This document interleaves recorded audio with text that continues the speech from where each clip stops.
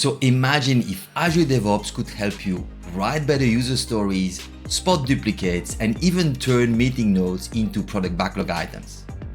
In this video, we are diving into how to use AI in Azure DevOps and how it can boost your productivity when working with requirements. And stay to the end of the video where I'll give you some best practices from the learnings so that you get the most out of it. Let's get started. So why using AI in Azure DevOps? So look, managing a product backlog in Azure DevOps is not always fun, right? So you have to deal sometimes with poorly written requirements. Sometimes the requirements are vague or incomplete. You might also have duplicate or similar user stories, those items that are cluttering your product backlog. Or you spend a lot of time, updating work items after your workshops or your meeting. So for all of these, you can use AI to help you generating, refining, and improving work item types, like creating user stories, refining them, making them clear for your stakeholders to understand. You can use AI to suggest acceptance criteria or even test cases based on what you have written in the description of a user story. You can use AI to recommend structural changes, how to split items, merge items, or consolidate a product backlog structure in a different manner. So you can effectively use AI for that. You can even use AI to help you suggest which work items type or which user story needs to be updated or created following a workshop or a meeting. So how to get started using AI in Azure DevOps? So first thing is, there is no native AI features in Azure DevOps boards, right? So there is nothing that you can effectively use natively out of the box in Azure DevOps boards to help you managing your requirements, right? So let's put this out of the way and look at what are the other options, right? So the second option, you can look at the marketplace extensions, right? So the marketplace extension has a lot of different extensions built by third parties. So Microsoft partners building those tools. I've selected two tools that I want to show you to. So I've selected first Tachyon AI that I've tested out, not extensively, but tested out enough to kind of understand the feature, and I'll show you what it can do. The beauty of that tool is that it's a free tool. It has a few limitations, of course, but it's free for you to try. And the other one I chose is Copilot for DevOps, which is another tool that is more sophisticated, has way more features to play with. This one gives you 15 days of trial, but then you have to subscribe to a license, but it offered way more feature than the free one, which is kind of normal. And finally, if you're a little bit more technical and hands-on, you can actually use some of the Microsoft additional tools to build or configure your own AI features in Azure DevOps. So in the next few minutes, I'll also show you how to configure, for example, a Copilot in Copilot Studio, or how you could use AI prompt to ingest some AI features in DevOps. So stay for the following part of this video. I'll show you some demos of the two tools, and I'll also show you how I use Copilot Studio to leverage AI in Azure DevOps. Use cases and demo. So let me now show you using real cases and real demos how to use those tools and how to use Copilot Studio, right? So the first use case that we're going to cover is using those extensions in the Azure Marketplace. So if we start in Azure DevOps, the first thing you will have to do is that you will have to install those extensions. So if you go to Organization Settings, and then you navigate to Extensions, and then you will see a list of extensions that you have already. And you can click on Browse Marketplace to see what the other extensions are available. So if you search for AI, or if you search for GPT, you will see a list of extensions available. So what you can also do, like doing so, see the number of installs for each of those extensions. So you see this one is pretty popular. So for this video, I'll be showing you two extensions, Tachyon GPT and Copilot for DevOps. So if you choose an extension, you click and then you click it, get it for free. This will launch the installation of the extension, and you can select your organization and then install it accordingly. Once you have installed it, it will be available here in your list of extensions. So every tool will come with a configuration area. So for example, Tachyon GPT, if you go to project settings, you will find in the project settings of your specific project, You can see an area where you can configure Tachyon GPT by selecting which model you want to use, where do you want to enable the assistant to work, and so forth. So depending again of the tool you use, you will have a different configuration, and that can be defined in the documentation of the tool you installed.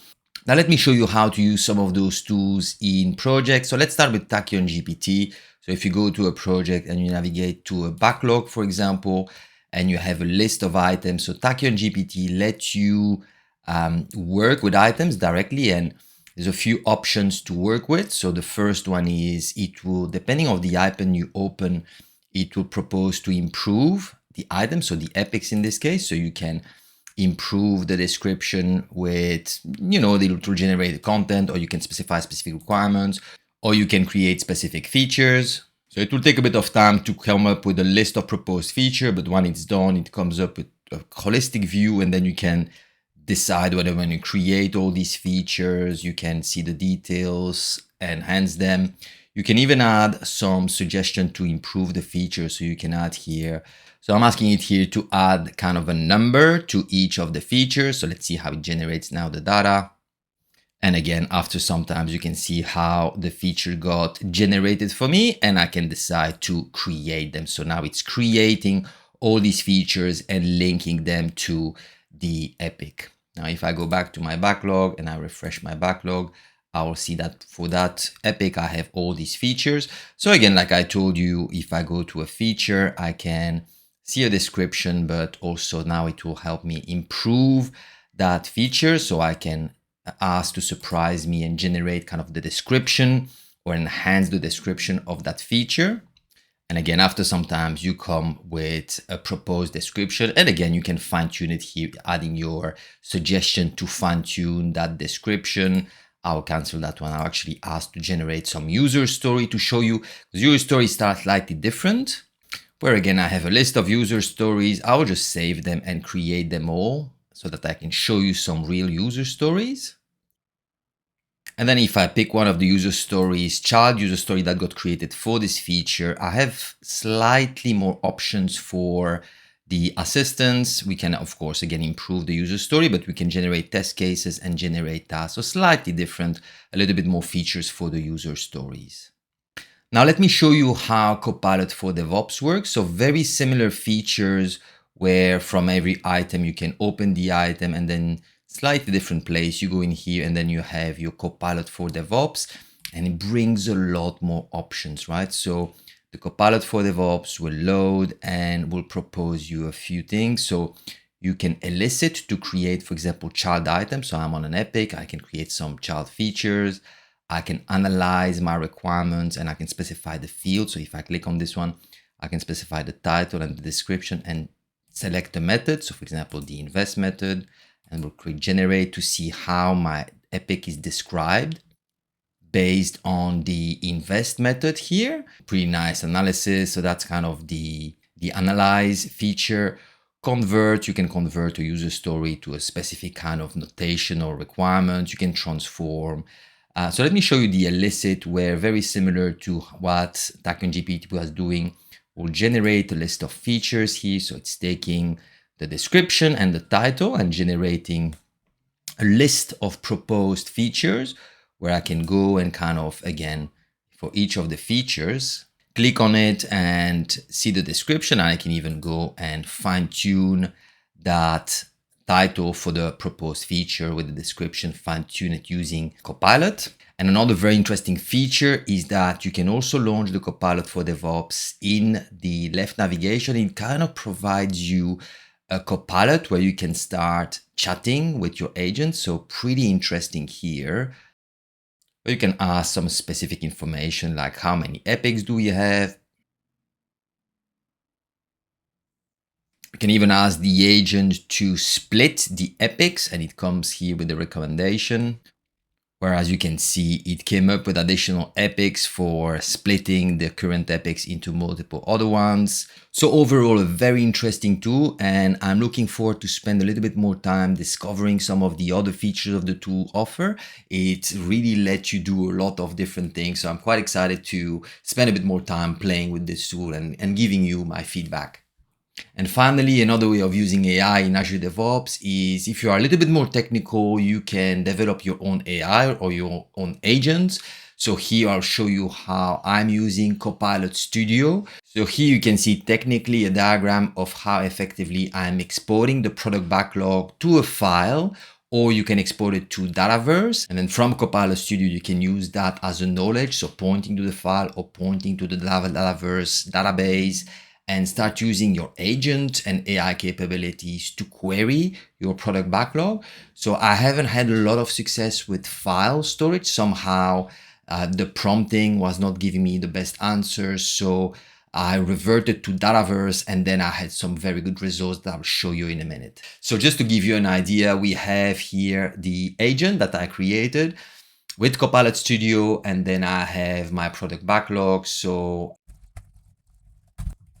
very similar to what we have done, I'll be asking here the agent to give me the number of epics. And after a short period of time, you can see the result, 17 epics, which is absolutely correct here. Same thing as the other one. I'll ask for some recommendation for merging some of the epics and see what it does. So again, I'm asking here to provide some recommendation on how to merge some of the epics, because 17 is quite a lot. I want to have about 10 epics, see what the agent does for us. And here we go. It provided a list of epics. And it provides even some recommendation to reduce the number of epics from 17 to 10. Recommend the following, submerging those two. Why? Because it's be related to the portal, both deal with application process. So pretty interesting, right? So incredible how precise can it be? And again, something else that we could do maybe is very similar to the other tools, right? So we're asking here the Copilot agent to generate for us or propose a list of features for a specific epic. And here is the list of features that we got recommended to. And something quite interesting as well is that you can, of course, drag and drop, documents here. So I've dropped some notes from a scholarship meetings I had with a client. So let's drop the notes and let's ask the Copilot to recommend where in which epics we should create a few features or even user stories. So again, the agent is analyzing, reading through the notes that I have just uploaded. Basically, based on the prompt, I'm asking a list of features or user stories and under which epic. So let's see. Future student registration. Yeah, absolutely. So proposing here to create some user stories in most scholarship application. That's exactly what is in my notes. Integration with other system. Pro rata payment. This is great. So, but I guess you can continue kind of chatting with your agents and getting to effectively upload some notes from a meeting or a workshop and start chatting with Copilot about those notes, and the Copilot having access to your product backlog, right? So let me show you now how this has been configured in that tool, Copilot Studio, just to give you some ideas of what that tool is capable of. So this is my agent in Copilot Studio. So you can see a title here and a description. So if you don't know Copilot Studio, that's fine. So Copilot Studio is a tool offered by Microsoft that lets you use low code, no code to create AI agents effectively to interact with some knowledge. So you can use prompting language to interact with a knowledge that you have configured, and it will kind of provide you the answer. You can do some actions as well. So if we take a look at the agent that I've configured here, I've kind of provided a bit of a description, and then I've added some instructions for my agent to, so you can see here how to process the data hierarchy of my epics feature user story. So you give instructions to the agent of how they have to proceed, right? When they read the data, what is the hierarchy? What are the fields provided? What kind of behavior we're expecting and so forth. And then you give the knowledge, where is your data stored? So there is no direct link between Copilot Studio and Azure DevOps, there is no native connection available yet. So when I'm storing the data, I'm storing my data in Dataverse. So Dataverse is kind of a table in between, right? So, and again, I'll be doing some more videos in the future explaining what is Copilot Studio, re-explaining what is Dataverse, and going through step by step of how I have configured this Copilot Studio. So subscribe to my channel if you don't want to miss that. I'll be doing some more advanced videos soon.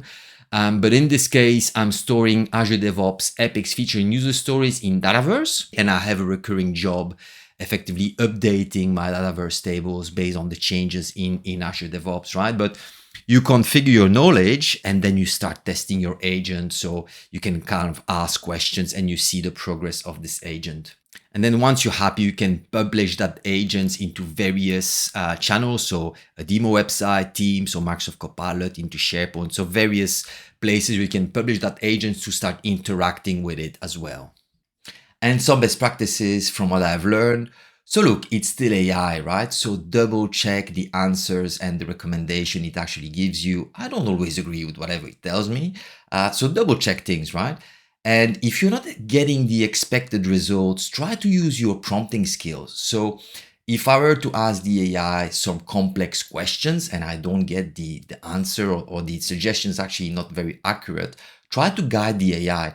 So to give you an example, if I were to ask the AI to help me split a complex backlog into multiple features and I see that the answer is not very accurate, try to ask the AI maybe to list you first all the features within one epic, the epic that you want to split. And then from there, ask the AI to recommend how they would split maybe the feature into multiple features, right? So be mindful of that. And finally, data privacy. So if you are installing on external tools, check the documentation, see how your data will be used by those models. And even if you start using Copilot Studio, because you are exporting the data from Azure DevOps, make sure that people using your agents have actually access to the data, are actually allowed to see the data. So make sure to respect effectively the security model that we have in Azure DevOps in Copilot Studio or in your agent to not breach data privacy effectively. Voila, I hope that you like this video and I hope that you can see how AI can help you in Azure DevOps, saving times, right? It's actually saving quite a bit of time for me now that I'm starting using the tools. And again, subscribe, stay tuned. I'll be doing way more advanced video on the extension tools that you have seen, especially the two I've shown you. I'll spend a bit more time explaining them to you. And then I'll do more videos about the Microsoft AI tools that you can use to connect to Azure DevOps, like Copilot Studio, like Microsoft AI prompts in AI Builder and so forth. So there are native tools available in the Microsoft ecosystem that you can leverage to use AI within Azure DevOps. So hopefully I'll see you in the next one. See you.